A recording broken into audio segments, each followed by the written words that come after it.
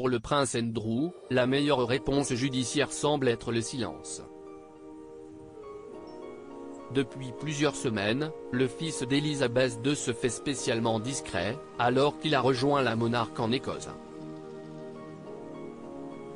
Pourtant, il ne reste pas les bras croisés. Lundi 9 août, Virginia Giuffre a déposé une plainte à New York contre le prince Andrew, qu'elle accuse d'avoir abusé d'elle dès ses 16 ans, et ce entre 1999 et 2002, alors qu'elle travaillait pour Jeffrey Epstein en tant que masseuse.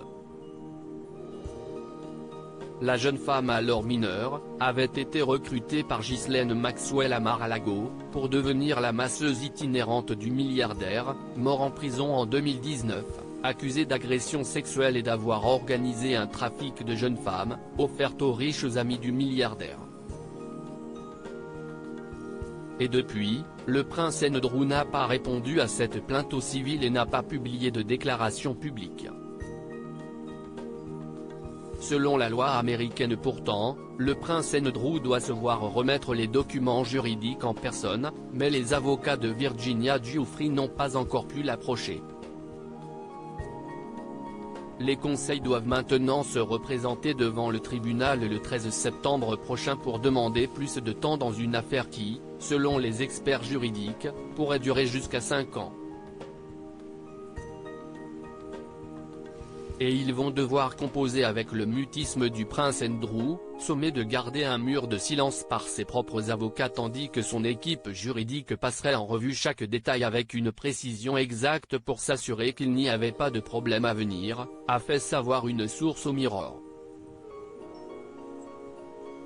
Côté politique, le département de la justice américaine veut s'assurer que son homologue britannique respecte son engagement de partager les éléments de l'enquête.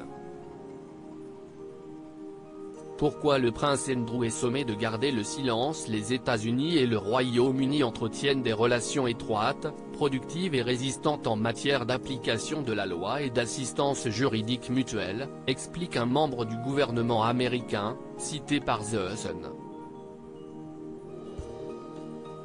Nous restons en contact étroit sur de nombreuses affaires actives au quotidien et continuerons à demander de l'aide en matière pénale, dans la mesure où nous fournissons une aide similaire en retour.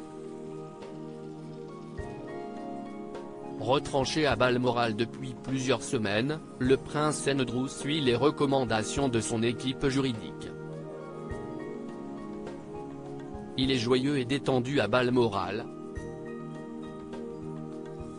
Ses avocats lui ont conseillé de rester calme, de continuer à vivre et de suivre leurs conseils, affirmait l'un de ses proches, expliquant que si ses avocats lui demandent de garder le silence, c'est pour éviter un nouveau fiasco comme son interview à la BBC. Le père des princesses Béatrice et Eugénie nie toujours en bloc les accusations de Virginia Giuffre.